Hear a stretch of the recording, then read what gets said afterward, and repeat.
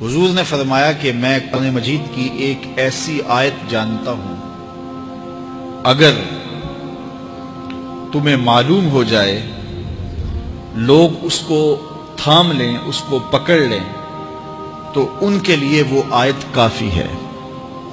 ایک آیت قرآن کی جو میں جانتا ہوں، اگر لوگ اس کو تھام لیں، اس پہ عمل پیرا ہو جائیں، اس کو روحوں میں اتار لیں، اس کو اپنے عمل کا حصہ بنا لیں، اس پر یقین و اذعان کا جہاں آباد کر لیں، تو فرمایا کہ وہ ایک آیت ہی ان کی پوری زندگی کے لیے کافی ہے۔ اللہ اکبر۔ اور وہ آیت کیا ہے؟ حضور نے بتائی، وہ آیت یہ ہے، وَمَن يَتَّقِ اللَّهَ يَجْعَل لَّهُ مَخْرَجًا وَيَرْزُقْهُ مِنْ حَيْثُ لَا يَحْتَسِبُ، کہ جو اللہ سے ڈرتا ہے، اللہ اس کے لیے راستے کھول دیتا ہے اور اس کو وہاں سے رزق دیتا ہے جہاں سے اسے گمان بھی نہ ہو۔ ہم ایک دفعہ ایک سفر پہ تھے، تو ہماری گاڑی کا پیٹرول ختم ہو گیا، تو اتفاق سے ہمارے پاس کوئی رقم نہیں تھی کہ جس سے ہم پیٹرول ڈلوا سکے۔ تو میں نے اپنے ساتھی سے کہا کہ یہاں کوئی قریب ترین ساتھی ہو تو اس کا نمبر ہو تو اس کو فون کرو کہ ہمیں تھوڑی سی رقم بھیجے تاکہ ہم گاڑی میں پیٹرول ڈلوا لیں، اور اگر کوئی قریب یاد آ جائے تو ہم اتنا سفر کر سکتے ہیں، 1-8 کلومیٹر۔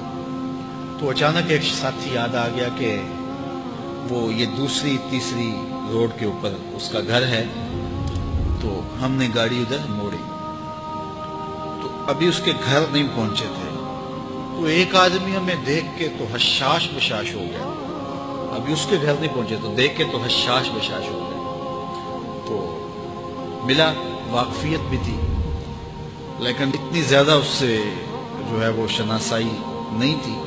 کسی اجتماع میں اس نے ہمیں بلایا تھا، تو ملاقات ہوئی تھی وہاں، ہم بیان کر کے اس کے علاقے میں، تو وہ لاہور آیا ہوا تھا، تو ہماری وہاں وہ ملاقات ہو گئی وہاں۔ تو وہ جلدی سے جیب میں ہاتھ ڈال کر کے تو کچھ رقم تھی اس کے پاس، تو میں پیش کر کے کہنے لگا کہ وہ 2-3 سال پرانی بات، کہتا وہ آپ ہمارے ایک جلسہ میں گئے تھے، ہم آپ کی کوئی خدمت کرنا چاہتے تھے لیکن آپ ہمیں پکڑا ہی نہیں دیے۔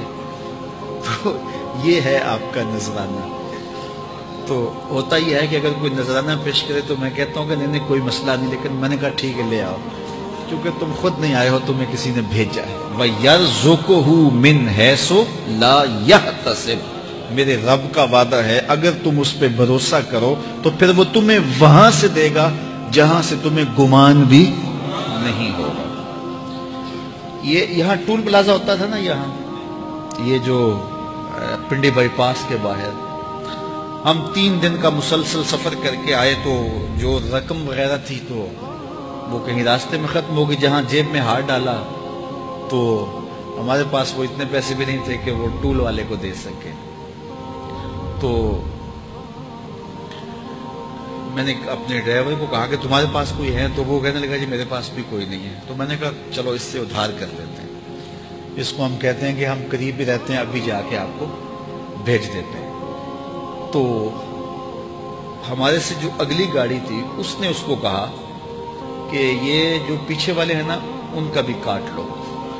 اس نے ہمیں پہچان لیا، تو اس نے کہا کہ یہ جو پیچھے گاڑی آ رہی ہے نا اس کے بھی لے لو۔